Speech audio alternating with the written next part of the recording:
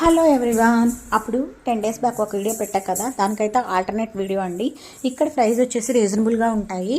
ఇది మన విజయవాడలోనే organic home food centre అండి. చాలా చాలా బాగుంటాయి ఇక్కడ ప్రైస్ కూడా. ఇక్కడ కృష్ణుడు వచ్చేసి చాలా రకాలుగా ఉన్నాయి. 5 గోపికలతో కృష్ణుడు పడుకున్నట్టు కూర్చున్నట్టు అలా.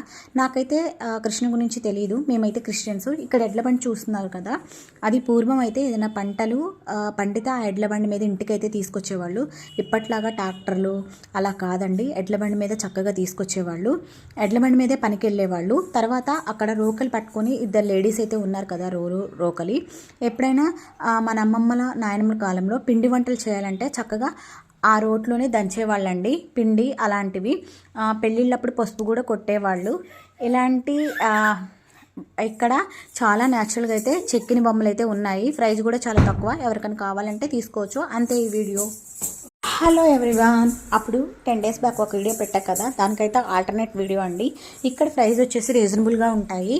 ఇది మన విజయవాడలోనే ఆర్గానిక్ హోమ్ ఫుడ్ సెంటర్ అండి. చాలా చాలా బాగుంటాయి ఇక్కడ ప్రైస్ కూడా. ఇక్కడ కృష్ణుడు వచ్చేసి చాలా రకాలుగా ఉన్నాయి. 5 గోపికలతో కృష్ణుడు పడుకున్నట్టు కూర్చున్నట్టు అలా.